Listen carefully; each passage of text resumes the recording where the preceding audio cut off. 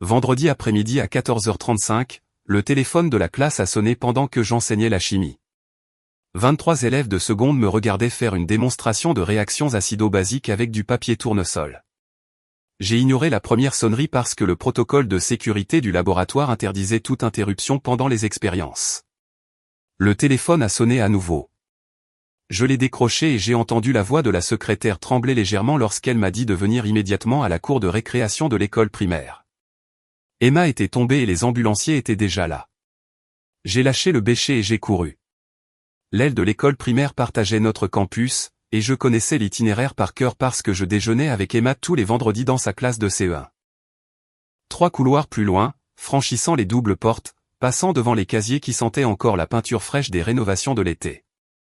La cour de récréation semblait anormale à 15 mètres de distance. Les enfants s'agglutinaient près de la clôture au lieu de jouer, contenus par 2 enseignants les bras tendus. Une ambulance était garée de travers, gyrophares allumés mais sans sirène. Cela signifiait que la patiente était consciente, ce qui était une bonne chose, mais le silence semblait pire d'une certaine manière. Emma était au sol près de la cage à poules, un ambulancier agenouillé à ses côtés. Son bras gauche était plié selon un angle impossible pour un bras. Je me suis laissé tomber à genoux sur les copeaux de bois, et elle s'est mise à pleurer plus fort en me voyant. L'ambulancier était jeune, peut-être 25 ans, avec ce genre de visage calme qui vient de l'exercice de ce métier depuis assez longtemps pour savoir que la panique n'aide pas. Il m'a dit que les 2 os étaient probablement cassés d'après le déplacement et que nous devions nous rendre immédiatement à l'hôpital Saint-Marie. Je suis monté dans l'ambulance avec Emma pendant qu'il l'installait sur le brancard, et elle a hurlé lorsqu'ils ont bougé son bras, même légèrement. Ce son a tout transpercé comme du verre se brisant dans une pièce vide. J'ai appelé Lisa de mon téléphone portable une fois que nous avons commencé à rouler. Elle a répondu à la 2e sonnerie, et je pouvais entendre le cliquetis de son clavier en arrière-plan car elle travaillait à domicile dans le design graphique. Je lui ai dit qu'Emma s'était cassé le bras et que nous nous dirigions vers les urgences. 2 secondes de silence. Puis elle a dit qu'elle partait tout de suite et m'a demandé si j'avais déjà appelé ma mère. J'ai dit que je voulais attendre d'en savoir plus de la part du médecin. Lisa a dit « Non, appelle-les maintenant ». C'est exactement à cela que sert la famille. L'ambulancier a placé un masque à oxygène sur le visage d'Emma, même si elle respirait normalement. Il m'a dit plus tard que cela donnait aux enfants quelque chose sur quoi se concentrer en dehors de la douleur. Nous sommes arrivés aux urgences à 14h58. Des portes automatiques, des néons qui rendaient tout trop lumineux, et cette odeur antiseptique spécifique à chaque hôpital. Les infirmières s'agitaient autour de nous, posant des questions sur l'assurance et les allergies, tandis que j'essayais de me souvenir de la date de naissance exacte d'Emma, alors que je la connaissais depuis 7 ans. Ils nous ont installés dans une chambre avec une cloison en rideau, et Emma restait allongée sur le lit en pleurant doucement pendant qu'une infirmière nous disait que le médecin arriverait dans quelques minutes. J'ai tenu la main valide d'Emma et lui ai dit qu'elle était très courageuse. À 15h25, Lisa a traversé le rideau en portant le lapin en peluche d'Emma avec lequel elle dormait chaque nuit et un sac de course en plastique contenant des vêtements de rechange pour moi, car je portais encore ma blouse de laboratoire avec des taches de produits chimiques sur les manches. Emma a attrapé le lapin avec sa main valide et l'a serré contre sa poitrine. Lisa a embrassé son front, a lissé ses cheveux et n'a rien dit sur le bras pour l'instant, parce que parfois, ne pas parler de la chose effrayante aide plus que d'en parler. À 15h30, le docteur Patel est entré. Elle était plus âgée, peut-être 60 ans, avec des cheveux gris courts et ce genre de voix douce que l'on utilise avec les enfants effrayés. Elle a regardé le bras d'Emma sans le toucher et a dit qu'ils avaient besoin de radiographie avant de pouvoir nous dire quoi que ce soit de définitif. Ils ont emmené Emma dans le couloir sur le lit et nous avons suivi derrière comme une petite parade. Département de radiologie, salle froide, grosse machine qui ressemblait à quelque chose sorti d'un film de science-fiction. Emma a pleuré pendant tout le processus. Nous nous sommes tenus dans le couloir après coup, attendant les résultats, et Lisa m'a tenu la main sans rien dire parce qu'il n'y avait encore rien à dire. 15h45. De retour dans la salle d'urgence avec les images radiographiques affichées sur un écran d'ordinateur fixé au mur. Le docteur Patel a montré 2 os qui étaient clairement cassés avec des fragments déplacés l'un par rapport à l'autre au lieu d'être correctement alignés. Le radius et le cubitus étaient tous 2 fracturés, a-t-elle dit, ce qui signifiait qu'Emma avait besoin d'une chirurgie pour placer des broches et tout maintenir en position pendant la guérison. Il l'admettrait pour la nuit, peut-être 2 nuits, selon la façon dont elle réagirait à l'intervention. Lisa a serré ma main assez fort pour que ses ongles s'enfoncent légèrement dans ma paume. Le docteur Patel a dit que la chirurgie était prévue entre 18h et 19h et que nous pouvions rester avec Emma d'ici là. Ensuite, elle irait à la chambre 340 au service de pédiatrie. Quand le médecin est parti, Lisa m'a regardé et a dit que je devais appeler ma famille et leur dire ce qui se passait. J'ai sorti mon téléphone et j'ai ouvert le chat de groupe familial qui comptait 8 personnes, moi, Lisa, ma mère, mon père, ma sœur Ashley, mon frère Jake, ma tante Carole et le mari d'Ashley, Brett. J'ai tapé le message expliquant qu'Emma s'était cassé les 2 os de l'avant-bras et avait besoin d'une chirurgie ce soir à l'hôpital Saint-Marie, et que nous serions ici pendant 2 ou 3 jours dans la chambre 340 après la fin de l'intervention. J'ai cliqué sur envoyer à 15h45 et j'ai regardé l'écran, voyant les accusés de réception apparaître un par un au cours des 6 minutes suivantes. Maman à 15h47, Ashley à 15h48, papa à 15h50, Jake à 15h51. Tous les 4 ont vu le message dans les 6 minutes suivant mon envoi. J'ai dit à Lisa qu'il l'avait vu et elle a hoché la tête en disant « Bien. Quelqu'un passera probablement bientôt. » 16h, une infirmière a apporté à Emma des médicaments préopératoires dans un petit gobelet en plastique qui ressemblait à ceux qu'on reçoit chez le dentiste. C'était un liquide qui avait un goût d'arôme artificiel de cerise, d'après la grimace d'Emma quand elle l'a avalé. Le médicament l'a rendue somnolente en 20 minutes. Lisa s'est assise dans le fauteuil à côté du lit, lisant à haute voix un livre sur une fille et un dragon, tandis que les yeux d'Emma continuaient de se fermer et de s'ouvrir de plus en plus lentement à chaque fois. Je me suis assis dans l'autre fauteuil, vérifiant mon téléphone toutes les quelques minutes. 16h15, aucun message de personne. 16h30, toujours rien. 17h, 0 réponse dans le chat de groupe. Je l'ai rouvert juste pour confirmer que j'avais bien envoyé le message et que je n'imaginais pas des choses. Le message était là avec les 4 accusés de réception toujours affichés et aucune réponse en dessous. 17h30 est arrivé et est reparti. Lisa a levé les yeux du livre qu'elle lisait et a demandé si quelqu'un avait répondu. J'ai dit pas encore, et elle a froncé les sourcils en disant « C'est bizarre ». 18h15 l'infirmière est entrée et a dit qu'ils étaient prêts à emmener Emma en chirurgie maintenant. Emma a ouvert les yeux, encore groggy par les médicaments, et a prononcé mon nom comme une question. Je me suis levé, j'ai tenu sa main valide et je lui ai dit que je serais juste ici, à cet endroit précis, quand elle se réveillerait, et je lui ai promis. Elle a dit « D'accord ». Ils ont fait rouler son lit hors de la chambre et dans le couloir vers les doubles portes marquées bloc opératoire, et nous ne pouvions pas dépasser ce point. Les portes se sont refermées derrière elle et nous sommes restés là un long moment avant de marcher vers la salle d'attente chirurgicale. Des chaises inconfortables au rembourrage mince, de vieux magazines d'il y a 3 mois, une télévision au mur diffusant les informations sans le son. Nous nous sommes assis et j'ai vérifié mon téléphone à nouveau. Une notification Instagram d'Ashley. J'ai ouvert l'application et j'ai vu qu'elle avait publié une story il y a 6 minutes. C'était une photo de qualité professionnelle, probablement prise avec son téléphone avec l'un de ces filtres qui donnent à tout un aspect luxueux. La photo montrait ma mère, mon père, mon frère Jake, ma tante Carole, le mari d'Ashley, Brett, et Ashley au milieu. Ils tenaient tous des coupes de champagne et souriaient. La légende disait « Mes 34 ans n'ont jamais été aussi bons », avec un emoji bouteille de champagne, un emoji couronne et les mots bénis et la famille d'abord. Publié à 18h10. J'ai fixé la photo pendant 30 secondes en essayant de faire en sorte que mon cerveau traite ce que je voyais. Puis je l'ai montré à Lisa. Elle a regardé l'écran, puis moi, et a dit qu'ils étaient à la fête d'anniversaire d'Ashley d'une voix totalement dénuée d'émotion. J'ai dit qu'ils avaient tous lu mon message à 15h50. Son visage est devenu complètement froid. Pas encore en colère, juste vide, comme si quelqu'un avait éteint toutes les lumières derrière ses yeux. Elle a dit de continuer à surveiller parce qu'il y aurait d'autres publications. Elle avait raison. 18h45, une nouvelle story publiée. Vidéo d'un gâteau d'anniversaire avec des bougies allumées et tout le monde chantant en arrière-plan. Je pouvais voir le visage de ma mère dans le coin de l'image en train de rire.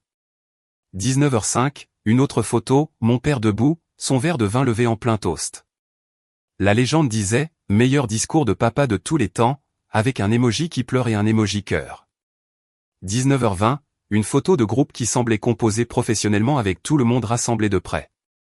Ashley était devant, la main sur la poitrine, souriante. La légende disait, mon véritable système de soutien, avec un emoji cœur rouge. Lisa a vu celle-là et a dit, qu'est-ce que ça veut dire, bon sang? J'ai dit que je ne savais pas. J'ai rangé mon téléphone et j'ai fixé le mur. Lisa a posé sa main sur mon genou et m'a dit de ne pas le faire. J'ai demandé de ne pas faire quoi? Elle a dit de ne pas encore leur chercher d'excuses. Je n'ai pas répondu à cela. 20h30. La chirurgienne est sortie, portant toujours sa tenue de bloc avec son masque abaissé autour du cou. Elle nous a dit que l'opération s'était bien passée et qu'ils avaient placé des broches dans le radius et le cubitus. Emma aurait besoin d'un plâtre pendant 6 à 8 semaines. Elle était en salle de réveil maintenant et devrait être réveillée dans environ 30 minutes. 21h15, une infirmière est venue nous chercher et nous a conduits vers la zone de réveil. Une petite salle divisée par des rideaux avec Emma dans le deuxième lit, les yeux mi-clos, un plâtre allant de son coude au bout de ses doigts en violet vif parce que c'était sa couleur préférée. Elle a dit « Maman et papa » d'une petite voix. Lisa a été immédiatement à ses côtés, lui disant que nous étions tous les deux là. Emma a dit que ça faisait mal, et l'infirmière a ajusté quelque chose sur la perfusion et a expliqué que c'était le médicament contre la douleur qui faisait effet. Les yeux d'Emma se sont un peu plus focalisés et elle a regardé autour de la petite zone de réveil comme si elle essayait de comprendre où elle se trouvait. Puis elle a demandé où était grand-mère. Lisa m'a regardé et j'ai senti quelque chose se briser dans ma poitrine. J'ai dit à Emma que grand-mère n'avait pas pu venir ce soir. Emma a dit « Oh, d'accord » et a refermé les yeux. Ils l'ont transférée dans la chambre 340 vers 22h au service de pédiatrie, où tout était plus calme avec des lumières tamisées et des infirmières qui marchaient avec des chaussures à semelles souples qui ne faisaient pas de bruit. Lisa s'est recroquevillée dans le fauteuil à côté du lit d'Emma et a tiré une fine couverture d'hôpital sur elle. Elle s'est endormie en quelques minutes car elle était restée éveillée et anxieuse pendant 7 heures d'affilée. Je me suis assis dans l'autre fauteuil et j'ai vérifié mon téléphone à nouveau.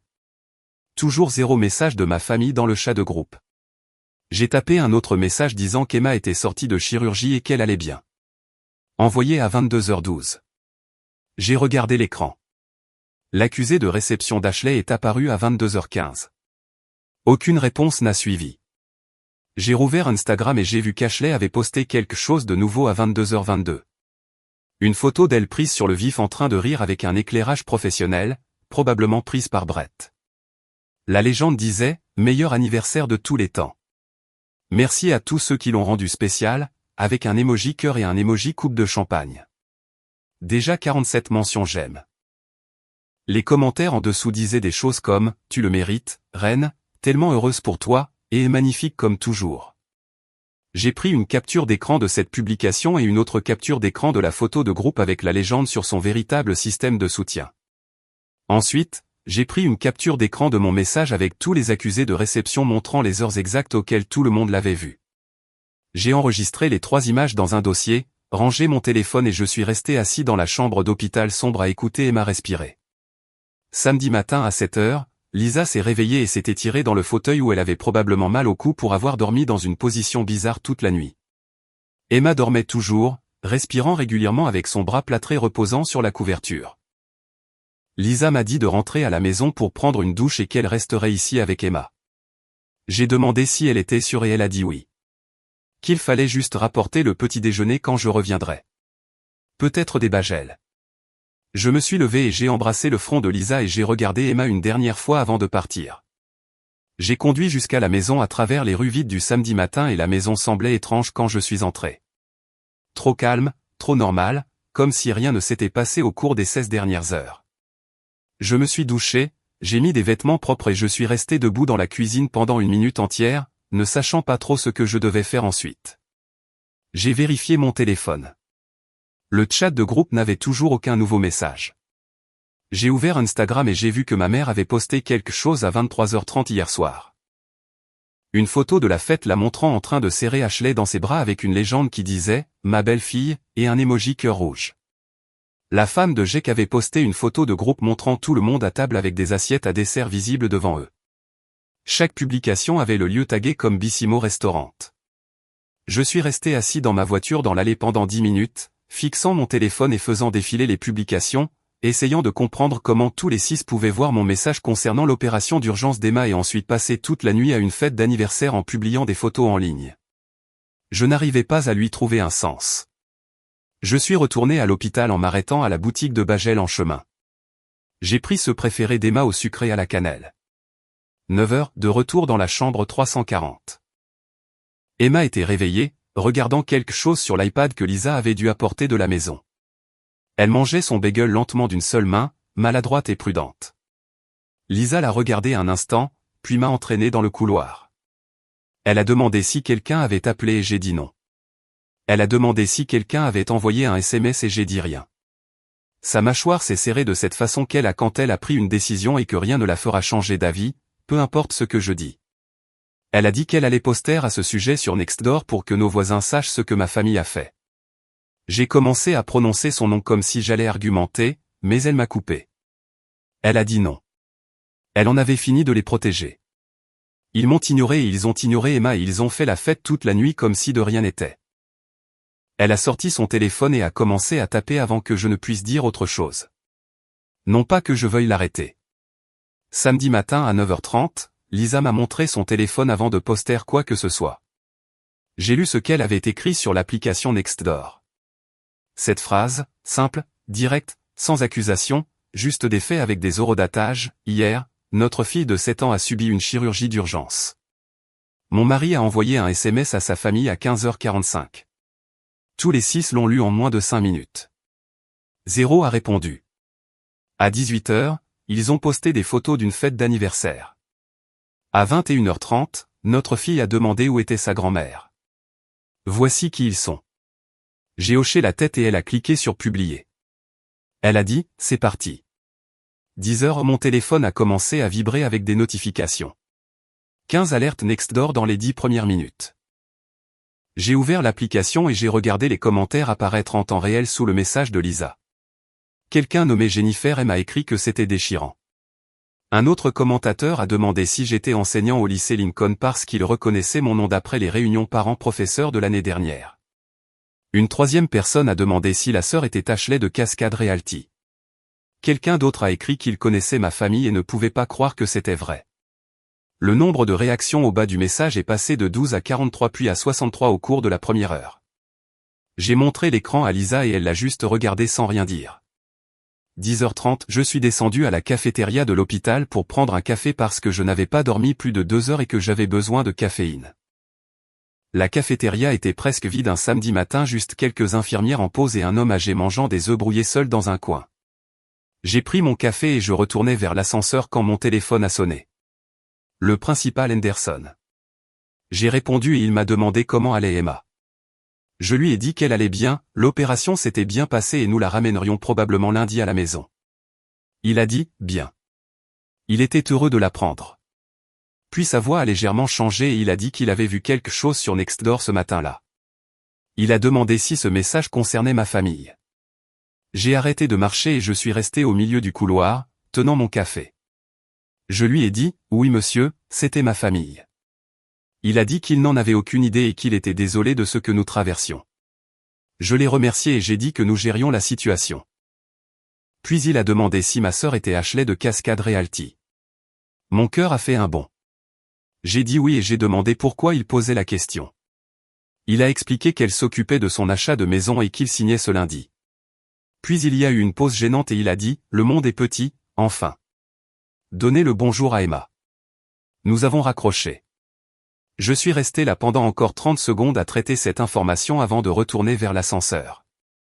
11h, de retour dans la chambre d'Emma. Emma dormait à nouveau. Lisa lisait quelque chose sur son téléphone. J'ai sorti le mien et j'ai ouvert Google.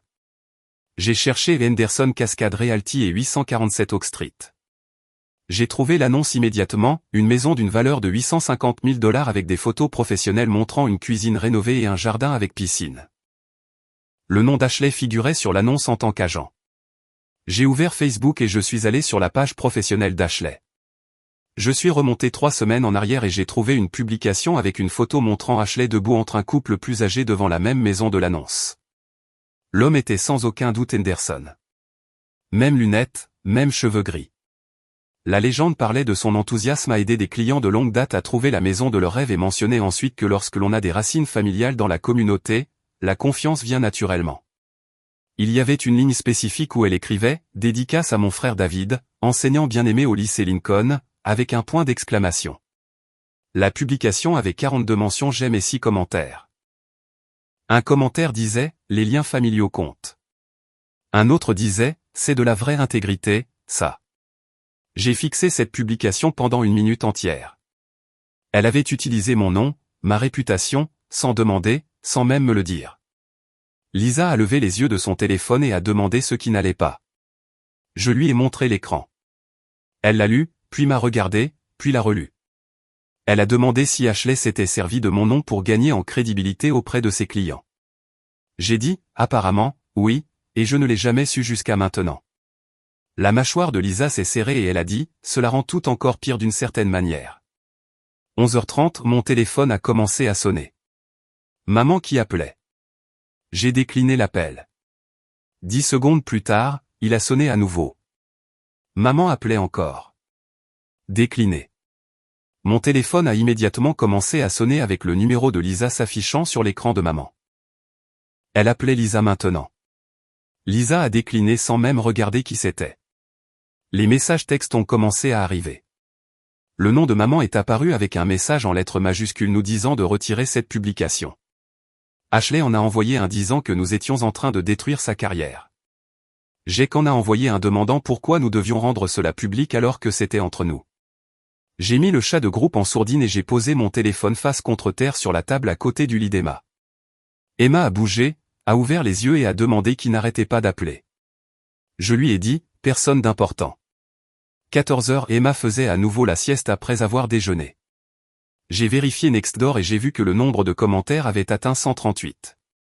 J'ai parcouru certains des plus récents. Une femme nommée Jennifer m'avait écrit qu'elle avait une visite prévue avec Ashley pour lundi mais qu'elle venait de l'annuler. Elle a écrit que si Ashley ne pouvait pas se présenter pour l'opération de sa nièce, elle ne méritait le commerce de personne. Quelqu'un a répondu en disant, idem, ils ont annulé la leur aussi. Une autre personne a commenté que le caractère compte au moment de choisir avec qui travailler. J'ai pris une capture d'écran et je l'ai envoyée par SMS à Lisa sans rien dire. Elle a regardé son téléphone, l'a lu et a répondu par SMS que ça commence. Samedi soir vers 18h. Emma était réveillée et regardait un film sur l'iPad. Lisa brossait soigneusement les cheveux d'Emma en contournant la ligne de perfusion qui était toujours dans son bras valide parce qu'il voulait la garder jusqu'à la sortie le lendemain matin. J'étais assis dans le fauteuil du coin, cherchant le nom d'Ashley sur Google combiné avec des avis. J'ai trouvé sa page Yelp pour son entreprise immobilière. J'ai passé les avis 5 étoiles de clients satisfaits jusqu'à ce que j'arrive à ceux de 2 et 3 étoiles que les gens ne laissent généralement que lorsque quelque chose ne va pas du tout. Un avis d'il y a 6 mois donnait 2 étoiles. L'auteur écrivait qu'Ashley était génial et attentive jusqu'à ce que leur vente échoue à cause de problèmes d'inspection. Après cela, Ashley les a blâmés de lui avoir fait perdre son temps et a cessé de répondre aux appels. Très peu professionnel quand les choses ne tournent pas à son avantage.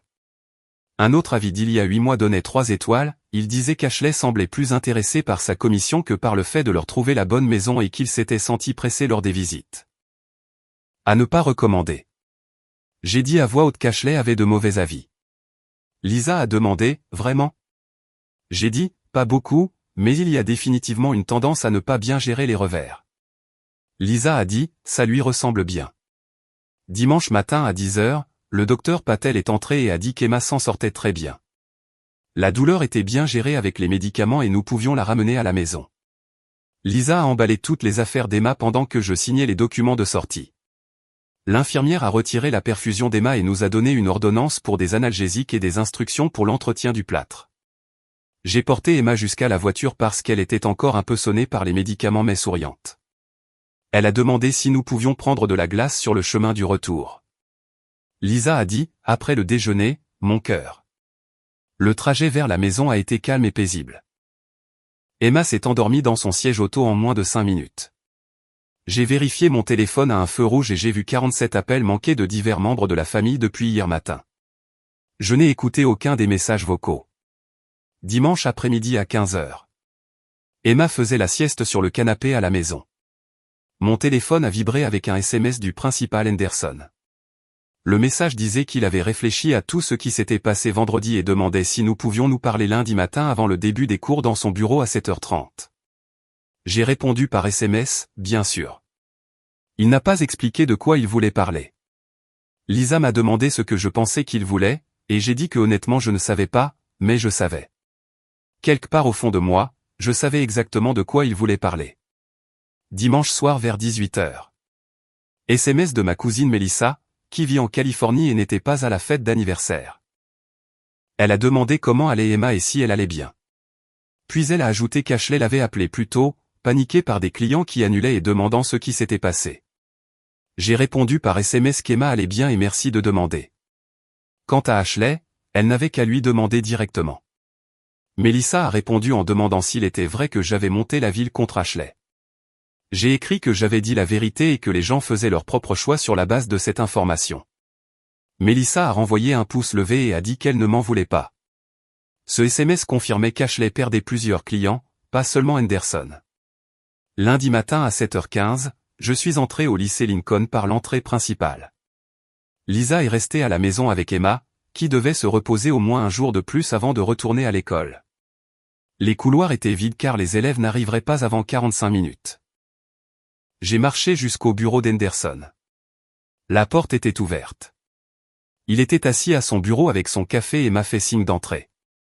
Il m'a demandé si je voulais un café et j'ai dit que ça allait. Il m'a dit qu'il voulait être direct parce qu'il me respectait trop pour tourner autour du pot. Il avait réfléchi à l'achat de la maison tout le week-end. Je suis resté silencieux et l'ai laissé parler. Il a dit qu'il vivait à Ridgemont depuis 30 ans et qu'il connaissait beaucoup de monde dans cette communauté. Après la publication sur Nextdoor samedi, son téléphone n'avait pas arrêté de sonner. Des parents appelaient, d'autres enseignants appelaient, tout le monde demandait s'il était au courant de ma situation familiale. J'ai commencé à m'excuser de rendre les choses embarrassantes, mais il m'a coupé la parole et m'a dit de ne pas m'excuser. Ensuite, il m'a demandé si Ashley avait utilisé mon nom dans ses documents marketing. J'ai sorti mon téléphone et lui ai montré la publication Facebook d'il y a 3 semaines avec la phrase sur les racines familiales, me mentionnant spécifiquement comme son frère qui enseignait à Lincoln. Il l'a lu et son visage a changé. Il est devenu plus dur d'une certaine manière. Il a dit, je vois. Puis il m'a annoncé qu'il se retirait de l'achat de la maison.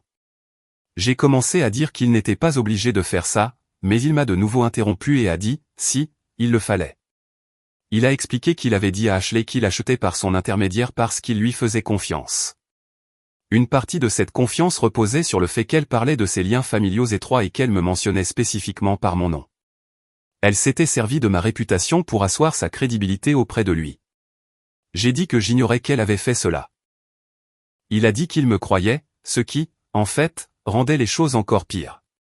Elle avait exploité mon bon nom sans ma permission, puis avait ignoré l'opération d'urgence de ma fille pour aller faire la fête. Ce n'était pas quelqu'un avec qui il voulait faire affaire. J'ai demandé ce qu'il allait lui dire. Il a répondu la vérité, qu'il avait reconsidéré sa décision.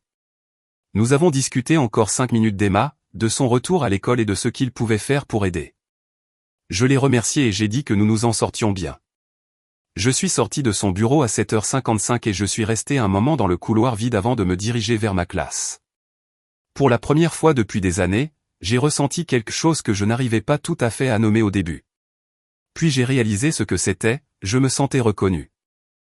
Pas par ma famille qui m'avait ignoré pour une fête d'anniversaire, mais par mon patron qui avait pris une décision commerciale basée sur l'intégrité.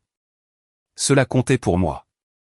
Lundi matin à 8h, j'étais de retour dans ma classe pour enseigner le tableau périodique à un groupe d'élèves de première qui semblait à moitié endormis. Lisa était restée à la maison avec Emma, qui avait besoin d'au moins un jour de repos supplémentaire avant de retourner à l'école.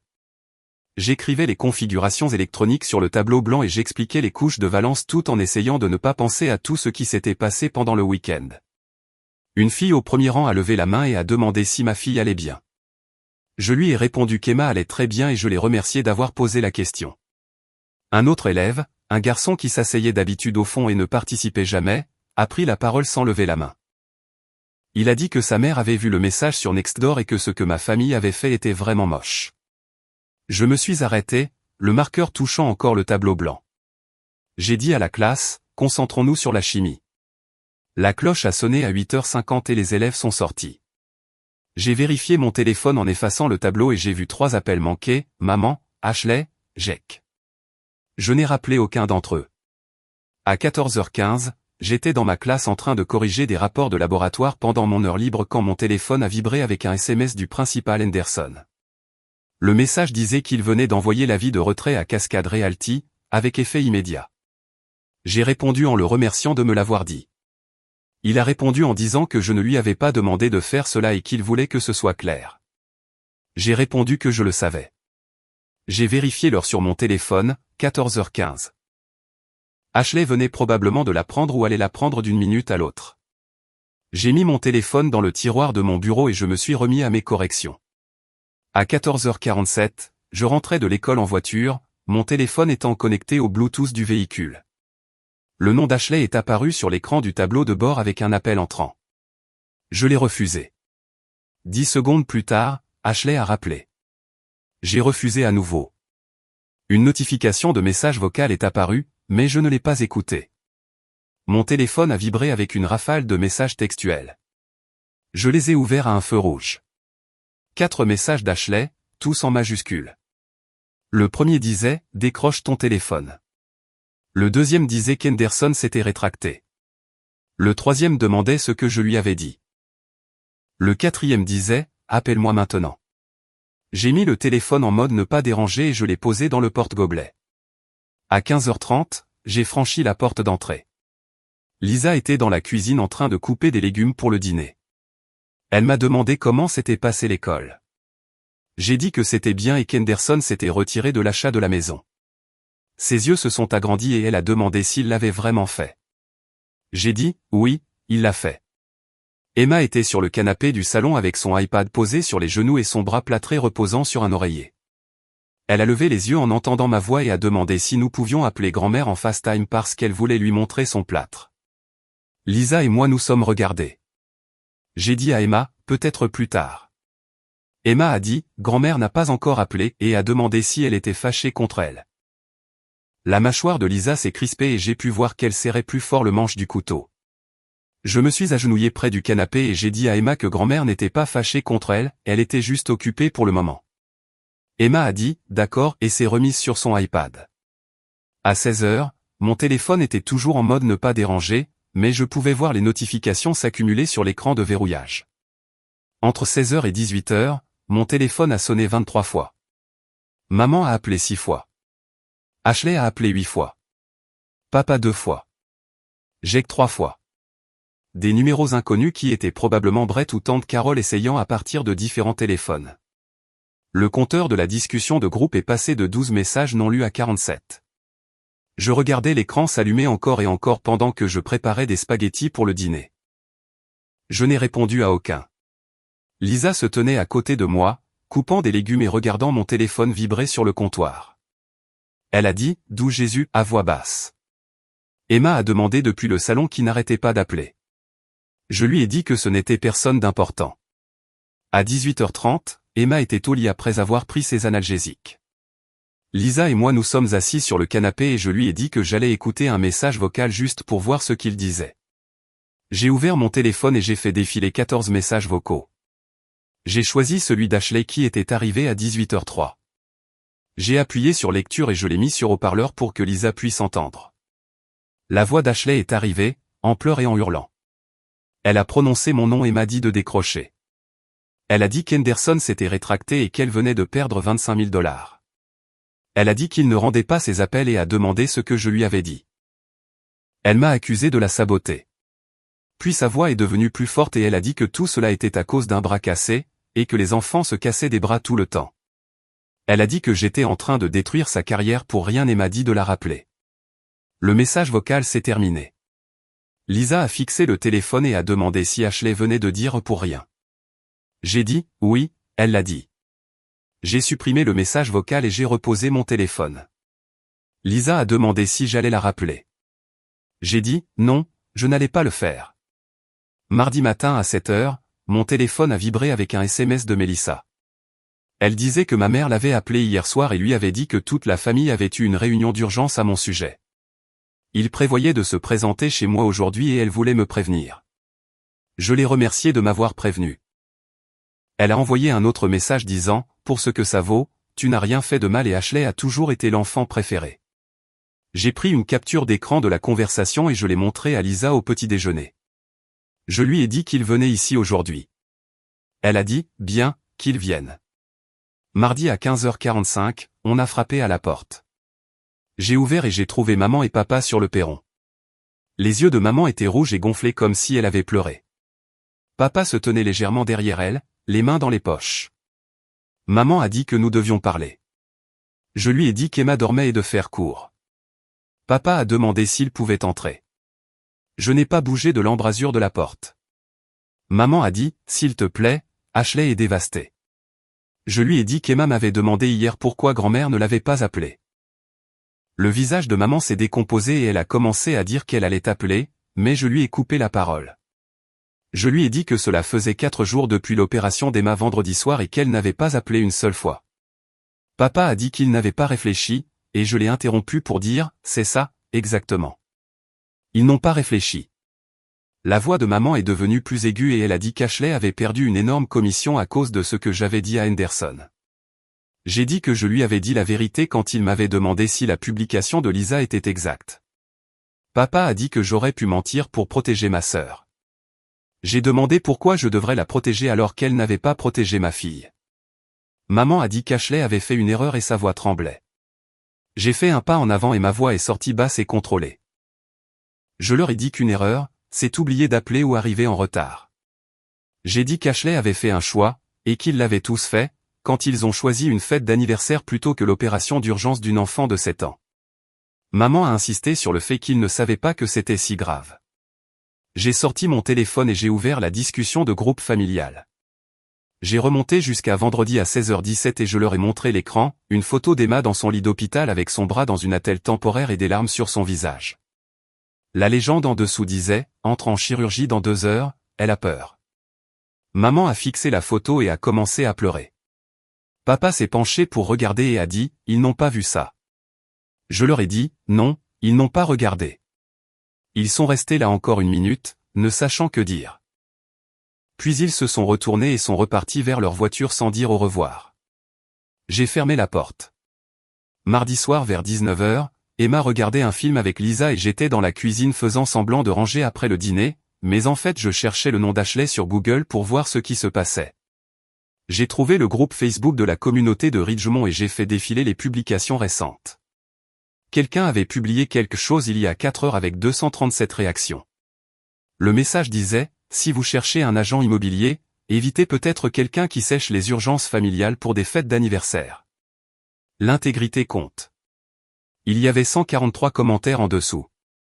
Quelqu'un a écrit qu'il en avait entendu parler et que le message sur Nextdoor était brutal. Une autre personne a dit que le frère d'Ashley était enseignant à Lincoln, que c'était un type bien, et qu'elle se sentait mal pour lui. Un 3e commentaire disait qu'Ashley avait utilisé le nom de son frère pour sa crédibilité puis avait laissé tomber son enfant. J'ai pris une capture d'écran et je l'ai montrée à Lisa. Elle l'a regardée et a dit, c'est hors de nos mains maintenant. Mercredi matin, Emma mangeait des céréales à la table de la cuisine et me regardait préparer le café. Elle a prononcé mon nom et j'ai demandé ce qu'il y avait. Elle a demandé pourquoi grand-mère n'était pas venue à l'hôpital vendredi dernier. Je me suis assis en face d'elle et je lui ai dit la vérité de la manière la plus simple possible. J'ai dit que grand-mère avait fait un mauvais choix et était allée à la fête de tante Ashley à la place. Emma a dit, oh, puis a demandé si la fête était plus amusante que de lui rendre visite. Ma poitrine s'est serrée. Je lui ai dit, non. Rien n'est plus amusant que d'être avec toi. Elle a demandé, alors pourquoi grand-mère y est-elle allée? J'ai répondu, je ne sais pas, ma puce. Emma est restée silencieuse un long moment tout en remuant ses céréales dans le bol. Puis elle a dit qu'elle pensait ne plus vouloir voir grand-mère. Lisa se tenait dans l'encadrement de la porte et j'ai vu ses yeux commencer à se mouiller. Mercredi à 16h, on a frappé agressivement à la porte d'entrée. J'ai ouvert et Ashley était là. Elle avait une mine affreuse, cheveux sales, cernes sous les yeux, les mêmes vêtements qu'elle portait probablement hier. Elle a dit que nous devions parler. J'ai dit, non, pas besoin. Elle m'a bousculé pour entrer dans la maison sans attendre la permission. Lisa est sortie de la cuisine et a dit, pardon? Ashley a commencé à hurler. Elle a dit que j'avais ruiné sa carrière et qu'Henderson était sa plus grosse vente de l'année. Elle a dit qu'elle avait versé un acompte pour une BMW et que maintenant Henderson ne répondait même plus à ses appels. Je suis resté calme et je lui ai dit qu'il avait fait un choix. Elle a dit que oui, parce que je l'avais empoisonné contre elle. J'ai dit que j'avais répondu honnêtement à une question. Elle a crié que j'aurais pu mentir. Lisa s'est interposée entre nous et a dit à Ashley de sortir de chez nous. Ashley a pointé Lisa du doigt et a dit que c'était sa faute à cause de ce message sur Nextdoor. Lisa a dit que le message disait la vérité et qu'Ashley avait ignoré l'opération de sa nièce pour aller faire la fête. La voix d'Ashley est montée encore plus fort et elle a dit « C'était mon anniversaire ». Alors la petite voix d'Emma est venue de l'escalier, disant « Maman ». Tout le monde s'est figé. Emma se tenait sur la 3e marche, son bras plâtré contre sa poitrine et un regard effrayé sur le visage. Ashley l'a vue et son expression a changé, elle est passée de la colère à autre chose, peut-être de la culpabilité ou du choc. Elle a dit le nom d'Emma et l'a appelée Emma chérie. Emma a reculé et s'est cachée derrière la rampe. J'ai dit, sors d'ici, et ma voix était calme mais glaciale. Ashley a dit qu'elle voulait juste expliquer. J'ai dit, dehors, maintenant. Elle a regardé Emma une dernière fois, puis s'est retournée et s'est dirigée vers la porte. Je l'ai suivie et j'ai verrouillé derrière elle après son départ. Emma n'a plus posé de questions à son sujet. 6 semaines plus tard, à la mi-octobre, on a retiré le plâtre d'Emma. Le médecin a coupé la fibre de verre violette avec une petite scie qui a fait rire Emma parce que ça la chatouillait. Son bras paraissait pâle et plus petit que l'autre, avec une fine cicatrice rose le long du côté où ils avaient fait l'incision pour l'opération. La vie avait repris un nouveau rythme, Emma était de retour à l'école, Lisa travaillait de son bureau à domicile, et moi j'enseignais la chimie et rentrais dans une maison qui semblait plus calme qu'avant. Mon téléphone a sonné un mardi matin pendant que je préparais le petit déjeuner. Le nom de maman était sur l'écran. C'était la première fois qu'elle appelait en 6 semaines et que j'envisageais réellement de répondre. J'ai répondu. Elle a demandé comment allait Emma et sa voix semblait hésitante, comme si elle testait si j'allais raccrocher. Je lui ai dit qu'Emma allait bien et qu'on avait enlevé le plâtre il y a 2 semaines. La voix de maman s'est brisée légèrement quand elle a dit qu'elle était désolée de ne pas avoir été là. J'ai dit, je sais. Elle a demandé s'il pouvait rendre visite à Emma et voir comment elle allait. Je lui ai dit que je demanderais à Emma pour voir ce qu'elle voulait. Après avoir raccroché, Emma était assise à la table de la cuisine en train de colorier.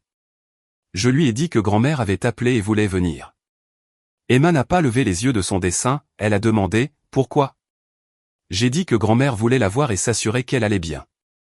Emma a continué à colorier et a demandé où était grand-mère quand elle était blessée. Je lui ai dit la vérité, à la fête de tante Ashley. Emma est restée silencieuse un long moment. Puis elle a dit qu'elle ne voulait pas encore voir grand-mère. Peut-être plus tard, mais pas maintenant. Je lui ai dit que c'était juste et qu'elle n'avait pas à faire quoi que ce soit pourquoi elle n'était pas prête. Elle s'est remise à colorier comme si la conversation était terminée. Fin octobre, j'ai reçu un SMS de Mélissa disant qu'elle avait entendu dire qu'Ashley avait changé d'agence. Cascade l'avait remerciée et elle avait commencé dans une firme plus petite avec une baisse de salaire. J'ai demandé si Ashley allait bien. Mélissa a dit que financièrement elle avait du mal et que personnellement il semblait que tout ce qu'elle avait perdu commençait enfin à la frapper. Je n'ai pas répondu à cela. Lisa a lu les messages par-dessus mon épaule et a demandé si je me sentais mal. J'ai dit non. Novembre a apporté les réunions parents-prof. Je suis resté tard un jeudi soir pour rencontrer les parents au sujet des notes de chimie de leurs enfants. Le principal Henderson est passé dans ma classe vers 19h quand la plupart des gens étaient partis. Il a demandé si j'avais une minute. Je lui ai dit, bien sûr. Il a dit qu'il voulait que je sache qu'il avait acheté une autre maison avec un autre agent. Puis il m'a remercié d'avoir été honnête avec lui en septembre et a dit que cela en disait long sur mon intégrité. J'ai dit que je lui avais simplement dit la vérité. Il a répondu, c'est exactement le point, et il est parti. La semaine précédant la fête de l'Action de grâce, Lisa a demandé ce que nous faisions pour les vacances. Emma a dit qu'elle voulait aller quelque part, juste nous 3. Elle a suggéré la plage parce qu'elle voulait voir l'océan. Lisa a mentionné Cannon Beach et le visage d'Emma s'est illuminé. J'ai dit, faisons ça. Maman a appelé cette semaine-là pour demander si nous venions pour la fête de l'Action de grâce. J'ai dit non. Elle a dit que cela faisait 2 mois et qu'Emma avait besoin de sa famille. J'ai répondu, Emma a une famille moi et Lisa et c'est suffisant. Elle a demandé si j'allais vraiment priver Emma de ses grands-parents. Je lui ai dit que j'avais demandé à Emma si elle voulait venir et qu'Emma avait dit non. Puis j'ai dit qu'Emma avait 7 ans et comprenait les conséquences mieux que n'importe lequel d'entre eux.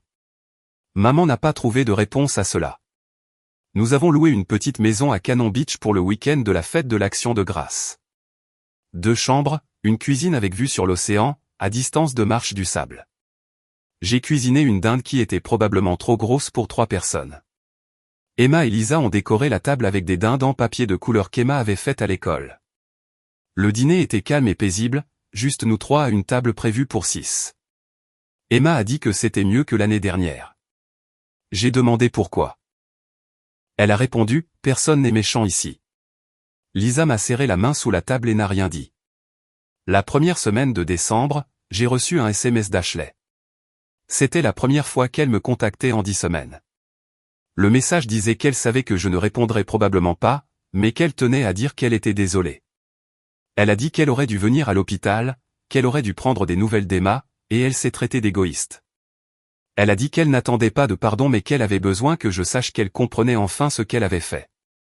Je l'ai lu 3 fois, je l'ai montré à Lisa, et j'ai demandé si je devais répondre. Elle a dit que c'était à moi de voir. J'ai attendu 2 jours. Finalement, j'ai répondu que j'espérais qu'elle comprenait effectivement. J'ai envoyé le message. Elle n'a pas répondu, et je ne m'y attendais pas. En janvier, 3 mois après l'accident, Emma a terminé son dernier rendez-vous de physiothérapie et le médecin a dit qu'elle avait retrouvé toute sa mobilité. Comme neuve. Emma a fait une démonstration en touchant son épaule du bout des doigts et en tendant complètement son bras. Elle a demandé si elle pouvait refaire de la gymnastique. Le médecin a dit oui, mais de commencer doucement. Dans la voiture sur le chemin du retour, Emma a demandé si je pensais que grand-mère était réparée, comme son bras était réparé. J'ai demandé ce qu'elle voulait dire. Elle a demandé si grand-mère regrettait maintenant. J'ai dit que je le pensais. Emma a dit que peut-être nous pourrions lui rendre visite après son premier cours de gymnastique. J'ai dit d'accord. Un samedi après-midi de février, nous avons rendu visite à maman chez elle. Nous étions d'accord sur 2 heures maximum. Maman a pleuré quand elle a vu Emma et s'est excusée de ne pas avoir été là. Emma a dit que c'était bon, qu'elle allait mieux maintenant. Maman m'a remercié d'être venue. Je lui ai dit qu'Emma voulait venir et que c'était pour elle, pas pour eux. La conversation était guindée et prudente, comme si nous marchions tous sur une glace qui pourrait se briser. Papa a interrogé Emma sur l'école. Maman a montré à Emma des photos de leur chien qui est mort l'année dernière. Nous sommes partis après exactement 2 heures. Emma a dit dans la voiture que c'était bien et a demandé si nous pouvions attendre 1 mois avant d'y retourner. J'ai dit, oui, ma puce, on peut. En mars, j'ai reçu un SMS de Melissa disant que Jake et sa femme ne parlaient plus à Ashley. Une histoire de honte jetée sur la famille. Papa avait arrêté d'appeler Ashley il y a des semaines. Seule maman essayait encore de la contacter régulièrement. J'ai répondu que c'était triste. Melissa a demandé si c'était vraiment triste, étant donné qu'Ashley s'était fait ça toute seule. J'ai dit, oui, elle se l'est fait. Où t'es arrivé, 10 mois après l'accident. C'était la fête pour le 8e anniversaire d'Emma dans notre jardin. 12 enfants de l'école couraient partout. Les parents de Lisa sont venus et ont apporté des cadeaux. Les coéquipières de gymnastique d'Emma sont venues avec leurs parents. J'avais invité maman et papa. Ils sont venus et sont restés 90 minutes avant de partir juste avant qu'on sorte le gâteau. Pas d'Ashley, pas de Jake, pas de famille élargie. Emma a soufflé ses bougies pendant que tout le monde chantait et Lisa lui a demandé ce qu'elle avait souhaité. Emma a dit qu'elle ne pouvait pas le dire sinon ça ne se réaliserait pas. Ce soir-là, je l'ai bordée dans son lit et elle m'a demandé si j'étais content d'être resté avec elle à l'hôpital cette nuit-là. Ma gorge s'est serrée et je lui ai dit que je resterais toujours avec elle. Elle a dit, je sais. Des gens m'ont dit que j'avais surréagi. Ils ont dit qu'un bras cassé ne valait pas la peine de détruire des relations familiales. Ils ont dit que j'aurais dû laisser couler, mais ils n'ont pas compris de quoi il s'agissait réellement. Ce n'était pas à propos du bras cassé, de l'opération ou même de la fête d'anniversaire. C'était à propos de 6 personnes qui ont vu mon message et ont choisi de l'ignorer. C'était à propos de ma fille demandant où était sa grand-mère quand elle s'est réveillée effrayée et souffrante. Cette question a coûté $25 000 et sa réputation à Ashley. Elle a coûté à mes parents leur relation avec leur petite fille. Elle ne m'a rien coûté parce que les gens qui comptaient étaient présents, Lisa, les infirmières, mon principal, mes voisins, et des inconnus sur Internet qui ont compris que l'intégrité compte. Maman vient 1 fois par mois maintenant avec des limites de temps strictes. Emma le tolère parce qu'elle est une meilleure personne que moi. Ashley et moi ne nous parlons pas. Peut-être qu'un jour nous le ferons, peut-être pas. Jake envoie des cartes d'anniversaire qu'Emma n'ouvre pas. Le bras d'Emma a guéri en 6 semaines, mais ma famille est toujours brisée et le sera probablement toujours. Mais Emma est heureuse. Elle a de vrais amis. Elle fait de la gymnastique 3 fois par semaine. Elle sait à quoi ressemble la loyauté parce qu'elle m'a vu la choisir elle plutôt que tous ceux qui portaient mon nom de famille. Certaines personnes pensent que cela me rend froid. Peut-être qu'ils ont raison, mais je préfère être froid et présent que chaleureux et absent, à chaque fois. La cicatrice d'Emma s'est estompée en une fine ligne blanche au moment de ses 9 ans. Elle la suivait parfois du doigt en faisant ses devoirs ou en regardant la télé. Je lui ai demandé une fois si ça la dérangeait. Elle a dit non. Elle a dit que ça lui rappelait que les os guérissent plus solidement là où ils se cassent. Je ne lui ai pas dit que ce n'était pas scientifiquement exact. Cela n'avait pas d'importance. Je l'ai laissé croire à la métaphore.